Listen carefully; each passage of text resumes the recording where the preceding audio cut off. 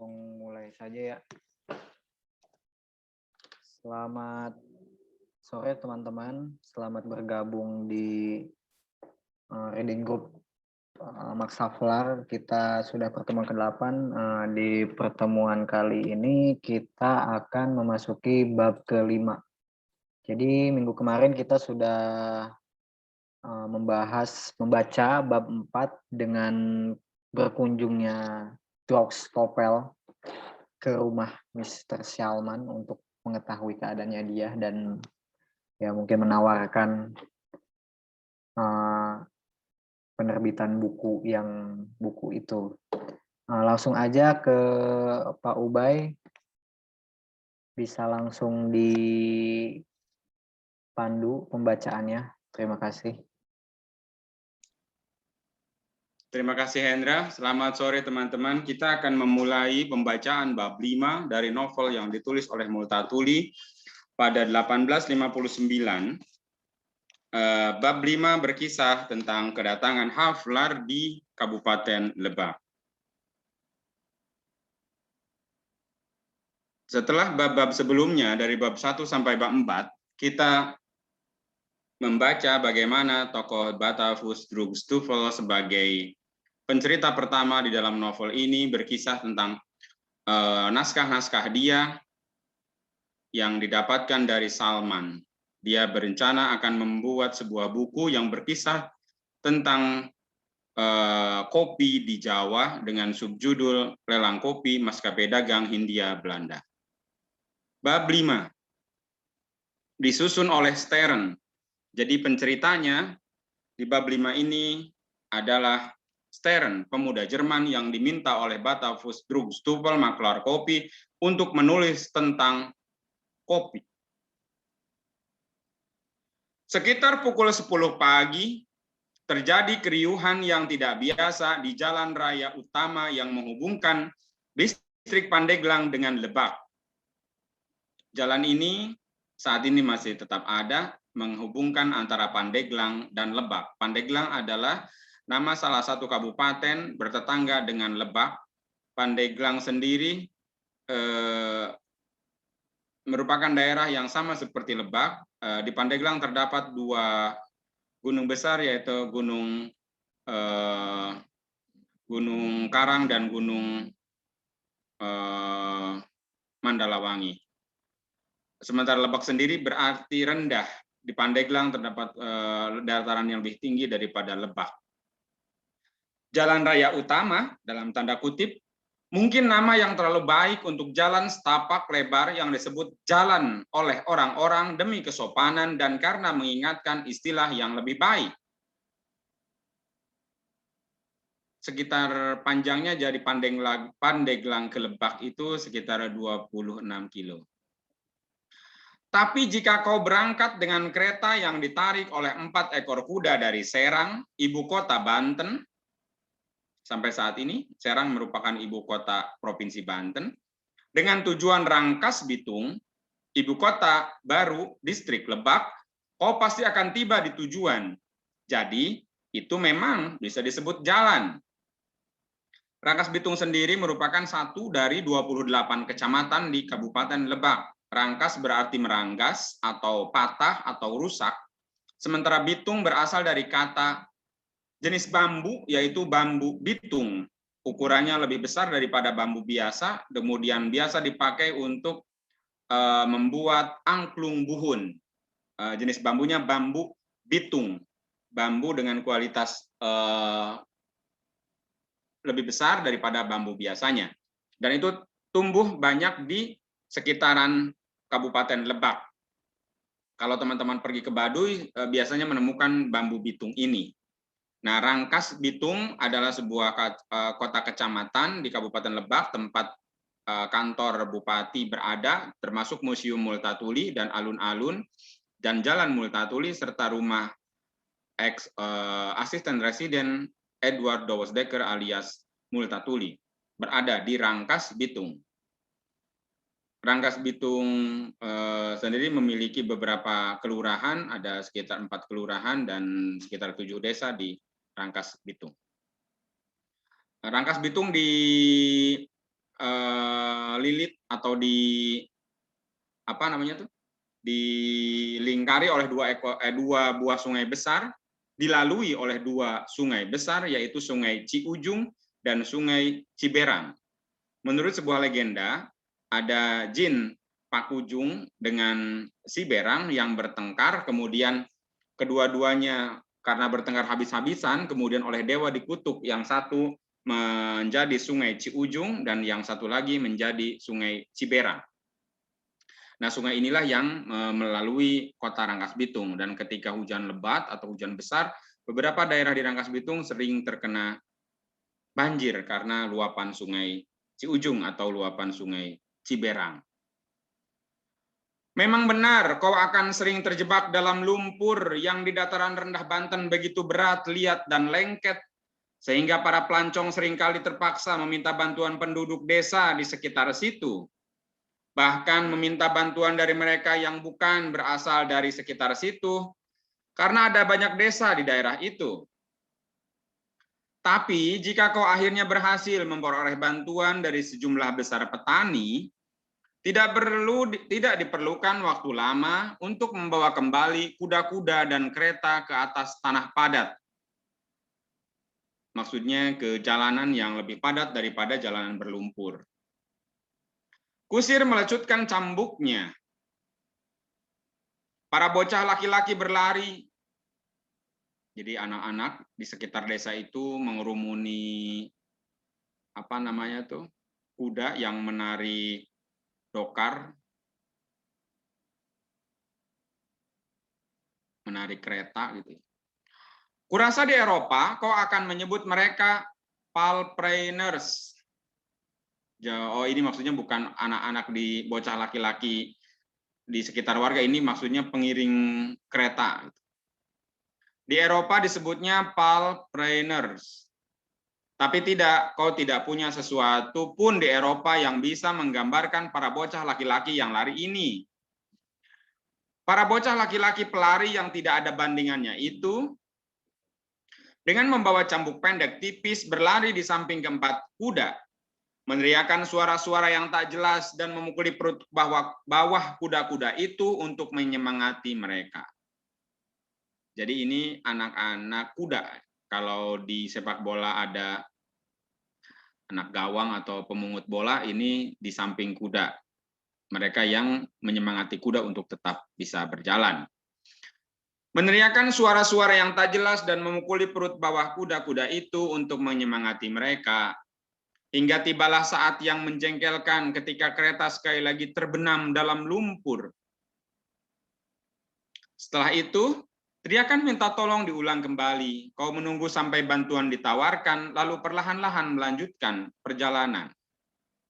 Ini ada catatan kaki sebuah keresidenan. Maksudnya Pandeglang dan Lebak itu bagian dari keresidenan Banten. Ketika melewati jalan itu, aku seringkali berharap menjumpai kereta dengan para pelancong dari abad lalu yang terjebak dalam lumpur dan terlupakan. Jadi maksudnya ini si Stern berpikir bahwa dia ingin sekali melihat misalnya ada artefak atau penemuan kereta-kereta dari pelancong abad lalu yang terjebak lumpur dan ditinggalkan oleh pemiliknya. Namun ini tidak pernah terjadi, oleh karena itu, kurasa semua orang yang pergi melewati jalan itu akhirnya tiba di tujuan.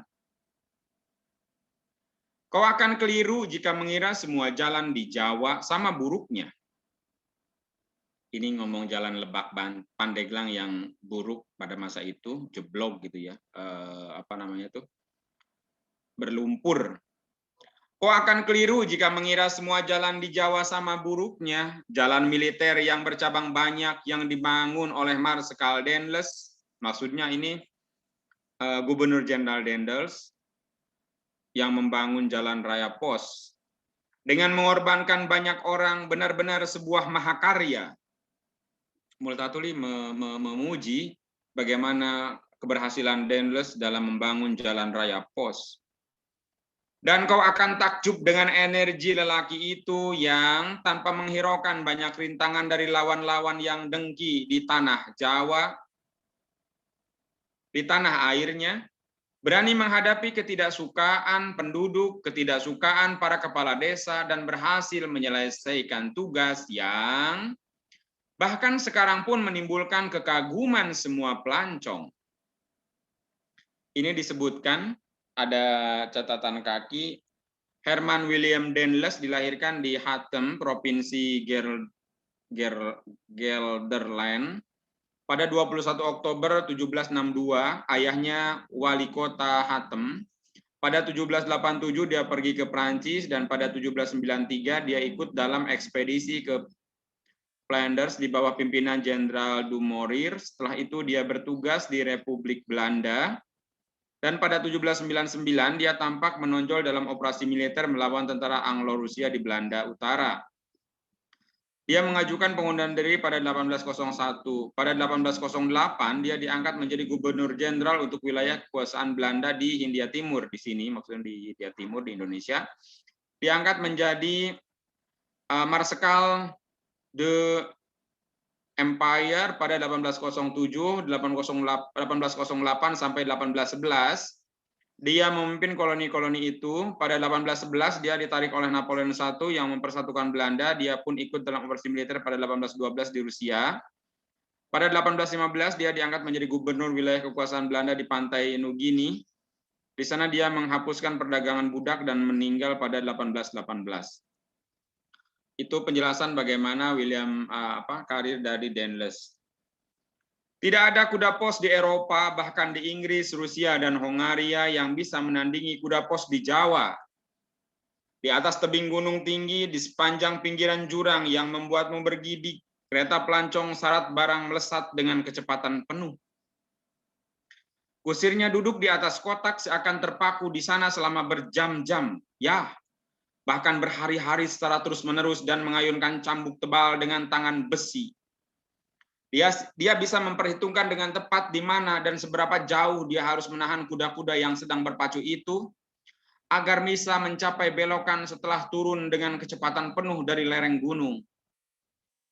Ya Tuhan, teriak pelancong yang tidak berpengalaman, kita jatuh dari tebing, tidak ada jalanan, ada jurang.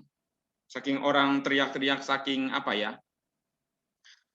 ketakutan duduk di atas kereta dengan kecepatan tinggi, maksudnya seperti itu. Sama seperti kita yang kalau naik mobil kemudian kecepatan tinggi, pas turun di belokan kemudian turunan curam pasti dada itu agak lenyap gitu, gimana gitu ya. Kemarin kami baru pulang dari Cirompang, dan kendaraan yang Hendra kendarai naik turun bukit, nah itu ketika turunan kita tuh khawatir banget, takut tiba-tiba gitu. Ya begitulah tampaknya. Jalanan itu melengkung, dan persis ketika satu lompatan hewan-hewan yang sedang berpacu itu hendak melontarkan mereka keluar jalur, kuda-kuda itu berbelok dan melemparkan kereta melewati belokan. Dengan kecepatan penuh, mereka berlari mendaki gunung yang sesaat sebelumnya tidak terlihat, lalu tebing itu sudah berada di belakangmu. Terkadang ketika berbelok, kereta hanya disokong oleh roda-roda bagian dalam. Gaya sentrifugal mengangkat roda-roda bagian luar dari tanah. Perlu ketenangan yang luar biasa untuk tidak memejamkan mata. Jadi ngedrip nih kalau bahasa Hendra, bannya ngedrip gitu.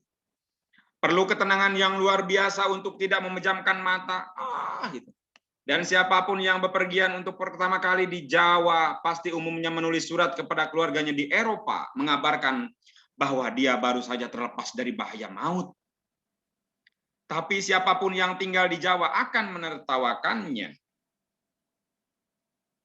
Pembaca, bukan maksudku terutama pada awal kisah ini untuk menyia-nyiakan waktu dengan menjelaskan semua tempat, pemandangan, atau bangunan. Aku khawatir sekali akan mengecewakanmu dengan sesuatu yang bisa dikatakan bertele-tele. Oleh karena itu, sampai aku merasa telah merebut perhatianmu, sampai kuamati dalam pandangan, Dan sikapmu bahwa takdir sang pahlawan perempuan yang melompat dari lantai 4 menyita perhatianmu, aku tidak akan membiarkan pahlawan itu melayang di udara dengan sangat tidak menghiraukan hukum gravitasi untuk menjelaskan secara akurat keindahan pemandangan atau bangunan yang seakan diletakkan di suatu tempat untuk memberikan alasan bagi esai tebal mengenai arsitektur abad pertengahan. Semua kastil itu serupa satu sama lain, arsitekturnya selalu heterogen. Bangunan utamanya selalu berasal dari pemerintahan terdahulu. Lalu bagian kiri dan kanannya ditambahkan belakangan di bawah pemerintahan raja tertentu. Menara-menaranya dalam keadaan bobrok. Ini sampingan saja bagaimana misalnya Stern ingin mengalihkan perhatian kita untuk tetap terjaga dalam membaca novel ini. Ini menariknya Multatuli ketika menulis novel Max Havelaar ini, dia melibatkan pembaca seperti kita di dalam tulisannya dengan mengatakan, pembaca tidak ada menara. Menara adalah sebuah gagasan, sebuah mimpi. Yang ada hanyalah setengah menara dan menara mini. Kepanatikan yang ingin meletakkan menara di atas gedung-gedung yang dibangun untuk menghormati orang suci tertentu tidaklah bertahan cukup lama sampai pembangunan menara itu selesai. Dan puncak menara yang dirancang untuk mengarah ke surga bagi orang-orang beriman, pada umumnya disokong oleh 2 atau 3 dinding di atas dasar yang luas, sehingga mengingatkanmu pada lelaki tak berpaha di bazar. Hanya menara gereja-gereja desa berikut puncaknya yang selesai dibangun. Ini seperti tidak nyambung ya, tapi maksudnya adalah si Stern ingin berbicara tentang arsitektur abad pertengahan yang banyak menggunakan menara. Peradaban Barat, apalagi dia tadi berbicara tentang pemandangan alam, kemudian tentang bangunan. Nanti akan saling terkait. Peradaban Barat tidaklah terlalu bangga melihat antusiasme untuk suatu pekerjaan besar yang jarang sekali bertahan cukup lama sampai pekerjaan itu selesai. Aku tidak membicarakan pekerjaan-pekerjaan yang diperlukan penyelesaiannya untuk menutup biaya. Siapapun yang ingin tahu secara persis apa yang kumaksudkan harus pergi melihat katedral di Cologne. Biarlah dia merenungkan konsepsi besar bangunan itu dalam jiwa arsiteknya. Merenungkan iman dalam hati orang-orang yang menggerakkan mereka untuk maju dan melanjutkan pekerjaan itu. Merenungkan pengaruh gagasan-gagasan yang memerlukan bangunan semegah itu sebagai representasi visual, perasaan keagamaan yang tidak terlihat, dan biarlah dia membandingkan keantusiasan tadi dengan serangkaian gagasan yang menghentikan pekerjaan itu beberapa abad setelahnya. Ada jurang yang sangat dalam antara Erwin van Steenberg, seorang arsitek, dan arsitek-arsitek kita. Aku tahu bahwa selama bertahun-tahun mereka sibuk mengisi jurang itu. Di Cologne, mereka juga kembali mengerjakan katedral itu. Namun bisakah mereka menyambung kabel yang sudah putus? Bisakah mereka menemukan kembali di masa kini apa yang menyusun kekuatan para uskup dan arsitek? Kurasa tidak. Uang mungkin disumbangkan, batu dan kapur mungkin dapat dibeli, tukang gambar bisa dibayar untuk membuat rencana, dan tukang batu mungkin dipekerjakan untuk memasang batu-batu. Tapi iman yang hilang dan masih dihormati. Tapi iman yang hilang dan masih dihormati, yang melihat puisi dalam bentuk bangunan, puisi dari granit, yang bicara begitu lantang kepada orang-orang, puisi dalam bentuk marmer yang tegak di sana sebagai doa abadi yang terus-menerus tak tergoyahkan. Tidak bisa dibeli dengan uang. Oh, ini maksudnya bagaimana tadi perancang Erwin van Steenberg itu arsitek Jerman, kelahiran 1244 dan meninggal 1318. merancang sebuah katedral di Strasbourg. Ini masih terpengaruh, Stern bagaimanapun juga masih terpengaruh oleh Batapustrugstufel yang berbicara tentang moral dan keimanan. Ini narasi tentang, ya seperti bertele-tele, menarasikan tentang struktur bangunan atau gaya arsitektur di Belanda pertengahan abad 18. Kita lanjut teman-teman. Pada suatu pagi, tadi di awal pada suatu pagi, ini lanjut lagi pada suatu pagi. Jadi melanjutkan paragraf awal dari bab 5. Pada suatu pagi terjadi keriuhan yang tidak biasa di perbatasan antara Lebak dan Pandeglang. Jadi perbatasan antara Lebak dan Pandeglang. Di Rangkas Bitung ini berbatasan antara Lebak dan Pandeglang.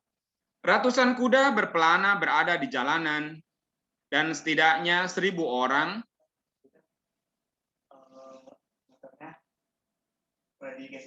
Oh, saya lagi live, ada pemandu saya di sebelahnya. Pada suatu pagi terjadi keriuhan yang tidak biasa di perbatasan antara Lebak dan Pandeglang. Ratusan kuda berkelana berada di jalanan dan setidaknya 1.000 orang, jumlah yang besar untuk ukuran tempat itu, berlarian ke sana kemari dengan penuh harap. Ini menyambut seseorang nih. Ada kepala-kepala desa dan kepala-kepala distrik Lebak. Semuanya bersama rombongan masing-masing dan dinilai dari kuda Arab cantik yang berdiri di sana dengan pelana mewah. Seorang pejabat yang berkedudukan tinggi pasti juga hadir di sana. Jadi ada salah satunya ada kuda Arab cantik. Saya jadi teringat di sebuah naskah dari Sutadiningrat, mantan Bupati ke-4 Pandeglang dan Bupati ke-6 Serang, yang menulis naskah Asmara Sri Angga di Warung Gunung. Warung Gunung adalah sebuah kecamatan antara Lebak dan Pandeglang. Itu sering diadakan pacuan kuda. Di Warung Gunung itu di tahun 1895, tentu saja Multatuli sudah tidak ada, itu ada festival kuda atau festival atau pacuan kuda, lomba pacuan kuda. Ini sepertinya cocok dengan penjelasan dari Sutadiningrat. Tapi dalam konteks bahwa pejabat-pejabat dulu memiliki kuda Arab cantik. Jadi kuda yang cantik itu dari Arab. Atau penamaan saja, nanti harus dicari. Itu PR dari kami.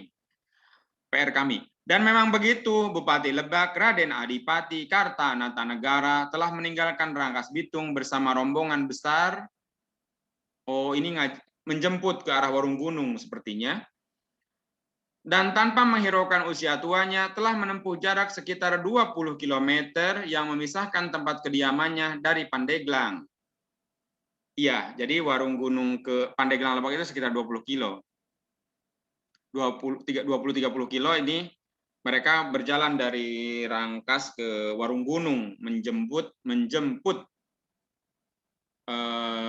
asisten residen. Asisten residen baru sedang dalam perjalanan. Dan adat istiadat yang menjadi kekuatan hukum di Hindia melebihi tempat lainnya dimanapun menghendaki agar pejabat yang dipercaya memerintah sebuah distrik disambut dengan meriah pada saat kedatangannya. Pengawas juga hadir. Dia lelaki setengah baya. Dan setelah kematian asisten residen yang terakhir, asisten residen sebelum asisten residen baru ini datang, sebagai orang yang berada setingkat di bawah asisten residen telah melaksanakan pemerintahan selama beberapa bulan. Oh, jadi pengawas ini seorang lelaki setengah baya ini PJS, asisten residen, pejabat sementara, karena residen sebelumnya meninggal. Begitu kedatangan asisten residen yang baru diketahui, sebuah pendopo cepat-cepat didirikan. Jadi cepat-cepat bikin pendopo. Sebuah meja dan beberapa kursi dibawa ke sana bersama makanan dan minuman ringan.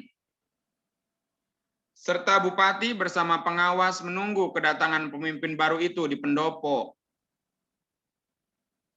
Setelah topi berpinggiran lebar, payung dan pohon berongga, jadi ada topi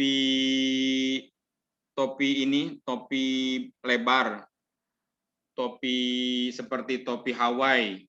Di Tangerang banyak dibuat. Ada payung, ada pohon berongga maksudnya bambu. Jelas pendopo merupakan representasi paling sederhana dari gagasan mengenai atap. Jadi ini hanya atap saja, kemudian ada tiang-tiangnya. Bayangkan 4 atau 6 tiang bambu yang ditancapkan di tanah. Jadi ada 4 bambu atau 6 ditancapkan di tanah. Masing-masing ujung atasnya saling dihubungkan dengan bambu.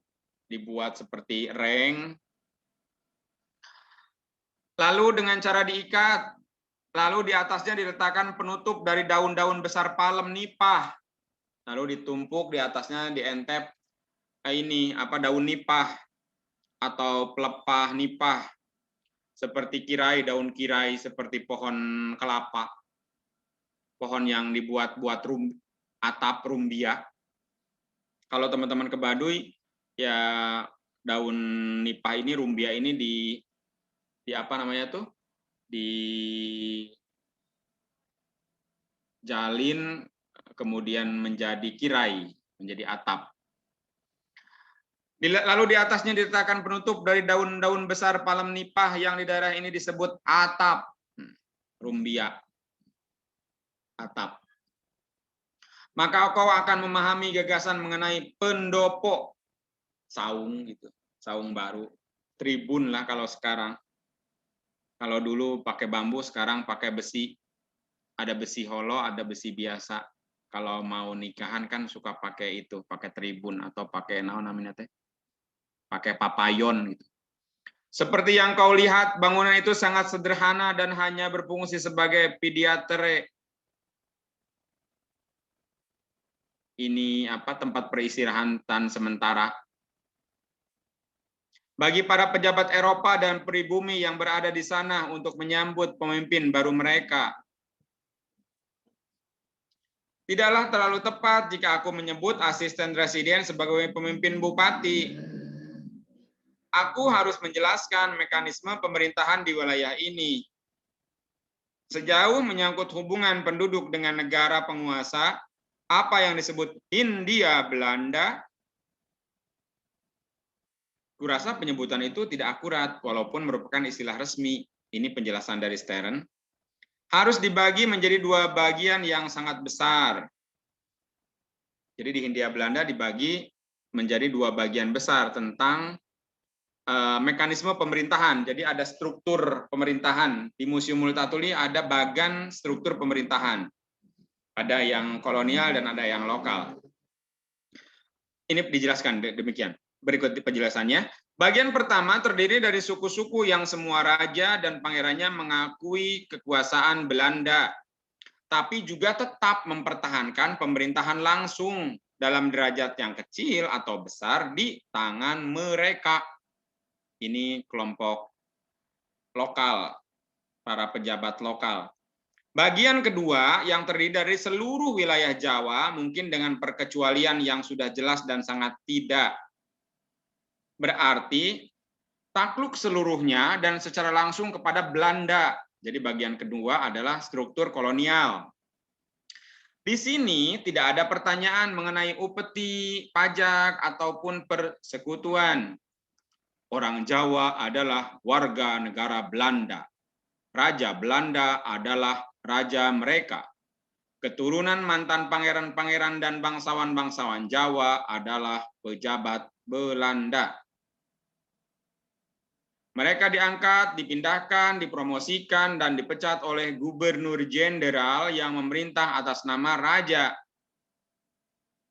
Penjahat diadili dan dihukum berdasarkan undang-undang yang dibuat di Den Haag. Pajak yang dibayarkan oleh orang Jawa mengalir ke kas negara Belanda. Jadi teman-teman, itulah 2 pemerintahan yang ada di Hindia Belanda. Dijelaskan yang pertama adalah mereka yang merupakan pangeran-pangeran atau orang-orang lokal yang secara turun-temurun masih memegang kendali pemerintahan. Dan yang kedua adalah orang-orang Belanda atau mereka yang secara keseluruhan takluk berada di bawah Belanda. Orang Jawa adalah warga negara Belanda, Raja Belanda adalah raja mereka, maksudnya raja orang Jawa. Keturunan mantan pangeran-pangeran dan bangsawan Jawa adalah pejabat Belanda. Jadi ini proses penjelasan bagaimana dua struktur pemerintahan di masa kolonial Belanda berkuasa di Hindia Belanda.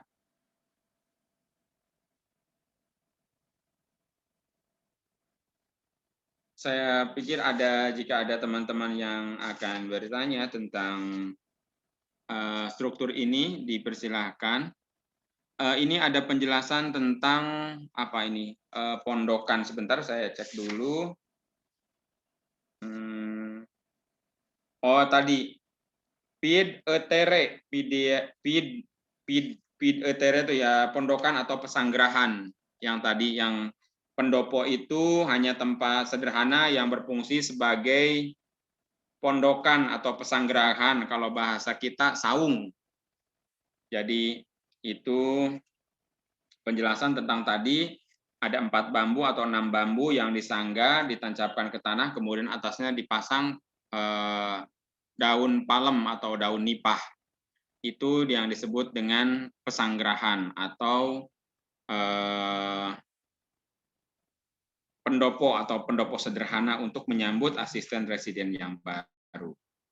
Saya pikir demikian teman-teman, pembacaan novel Max Havelaar yang ke-8 yang dilaksanakan pada hari Kamis tanggal 22 April 2021, kita telah membaca prolog bab 5, bagaimana kedatangan asisten residen baru dan bagaimana pejabat-pejabat lokal menyambut mereka, tidak di Rangkas Bitung, tapi di batas antara Pandeglang dan Lebak. Saya berpikir ini tempatnya adalah di Warung Gunung, karena Warung Gunung merupakan batas antara, dan sebelum pindah ke Rangkas Bitung, ibu kota Kabupaten Lebak juga letaknya di Warung Gunung. Itu saja. Kemudian tadi kita di paragraf terakhir telah membaca bagaimana struktur kolonial dan lokal berada di Hindia Belanda. Orang Jawa adalah warga negara Belanda, Raja Belanda adalah raja mereka, jadi raja orang-orang Jawa. Itu saja, terima kasih. Sampai jumpa kembali di Kamis yang akan datang di pembacaan Max Havelaar pertemuan ke-9. Saya kembalikan ke moderator. Terima kasih.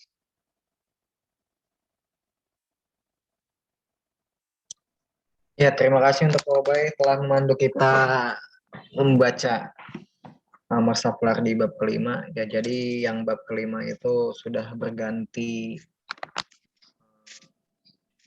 penceritaan dari sudut pandangnya Stern. Mungkin dari Mas Rido atau Mas Subhan, bila ingin ada yang ditanyakan, silahkan ditanyakan saja. Tidak ada. Ada? Tidak? Tidak ada, Mas. Oke. Ini saya juga baru pertama mengikuti ini. Oh iya. Mas Rido dari mana? Sekarang posisinya di Malang, Mas. Kalau aslinya di Padang. Jadi kita ini sudah pertemuan ke-8 di bab kelima. Mungkin bagi Mas Rido yang belum membaca bab pertama hingga bab 4 bisa mencoba membaca dan nanti bisa mengikuti bab-bab selanjutnya begitu. Nah, kalau tidak ada, kita akhiri saja sampai di sini. Terima kasih sudah ikut membaca bersama. Kita akan berjumpa di Kamis depan di pertemuan ke-9 dan kelanjutan dari bab ke-5. Terima kasih.